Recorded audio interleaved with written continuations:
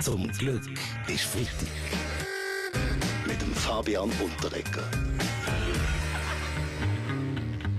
Die Woche war 1. Mai, Tag der Arbeit. Arbeitnehmer und Gewerkschaften demonstrieren traditionsgemäss ja für ihre Rechte. Eher nicht so der liebste Tag ist das bei den Bürgerlichen, wie beim Nationalrat Christoph Mörgeli. Ja, alle sind dem linken Mainstream gefolgt. Schauen Sie, sogar in Griechenland haben sie gestreikt. Nur gemerkt hat es niemand, ob sie arbeiten oder streiken. Verstehen Sie? Bleiben wir bei der bürgerlichen Kritik und der Analyse vom 1. Mai. Roger Köppel, hat der Tag aus Sicht von der Weltwoche noch eine Berechtigung? Der 1. Mai findet immer am 1. Mai statt. Nur selten am 2., noch weniger häufig am 3. Um was geht's?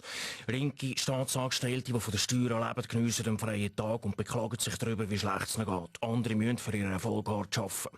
Mir ist schliesslich auch nichts geschenkt worden, gut ausser der Weltwoche. Aber der Preis dafür ist hoch. Ich muss beispielsweise den Christoph Mörgeli verteidigen, einen arbeitslosen Staatsangestellten. Okay. Reden wir doch noch über Fußball. Was für ein Lauf für Bayern.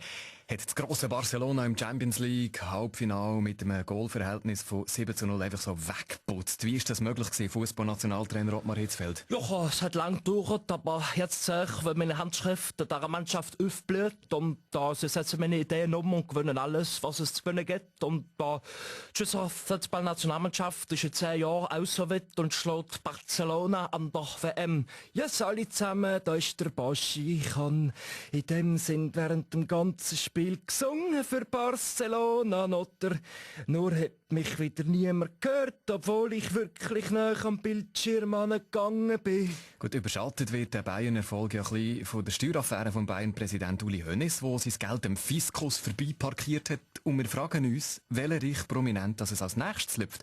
Roger Federer müssen wir uns Sorgen machen. Nein, sicher nicht, oder? Ich bin grundsätzlich total transparent, oder? Ich verstecke gar nichts. Ich habe mein Geld bei der CS, trinke Champagner vom Mut, fahre Mercedes, trage eine Rolex, esse gerne Lindor-Kugel, meine Kaffeemaschine ist ein Juran, oder? Trage Tennisklamotten von Nike, bin mit dem Tiger Woods befreundet, habe das Vermögen von 200 Millionen, 2 Chalets in Gstaad, ein Haus in Herliberg, oder? Und wenn ich mit der Mirka zusammen dusche, dann tun wir immer so, sofern ich dann noch Platz in der Dusche habe. Wir sind beim so Uli Hoeneß und stellen bei allen Sachen, die auf der Welt passieren, noch schnell die wichtigste Frage. Könnte das also in der Schweiz passieren, Christoph Mörgeli? Ja, könnte. Es ist ja passiert. Parallelen zu meinem Fall sind doch offensichtlich. Wie der Herr Hoeneß hat auch ich das Konto in der Schweiz. Und auch ich bin ein Mann und weiss, die Linken prügeln auf der Hoeneß sein. Dabei ist er doch ein vorbildlicher Ausländer. Sein Geld ist bei uns und er nicht. Verstehen Sie? Zum Glück ist Freitag. Mit dem Fabian Unterreger.